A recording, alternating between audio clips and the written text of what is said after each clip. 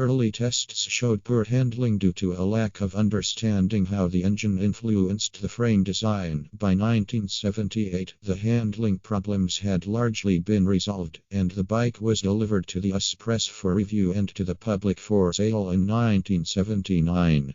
There were four fundamental issues that kept the bike from being a great seller. There was no 1000cc superbike racing class where this bike's performance could be demonstrated against racing competitors every week. That would come much later. A 750cc class would prove to be most popular in the 1980s. Performance bikes were and mostly still are sold based on racing success.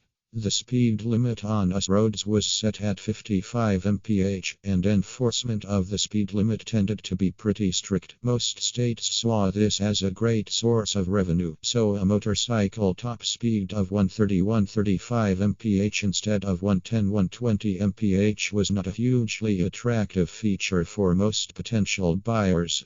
The bike was heavy 600 lbs wet and complicated with 24 valves and 6 carburetors to keep in tune.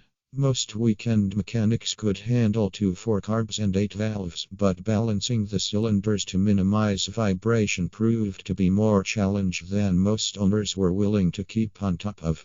All that weight was a challenge for a lot of riders too. Honda was developing a new generation of narrow bikes which became their workhorses starting in 1983. For Honda, the V4 design used in the Interceptor sport bikes, along with the Magna Power Cruisers and Sabre Sport Tourers, set a new trajectory in high performance, great lean angles, and lower weight. Those bikes would be offered in 500cc, 750cc, and 1000cc variants.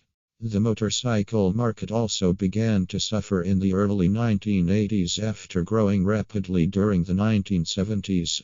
Both Honda and Yamaha pushed volume into dealers that could not be sold, and total industry sales fell from an average of 1 million units per year across the 1970s to only 200,000-350,000 across much of the 1980s.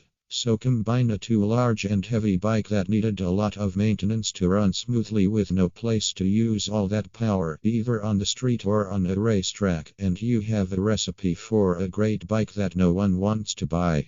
By 1982, Honda had been reduced to donating many unsold units to technical schools, and they started over again with the V4 Interceptor, the VF1000F.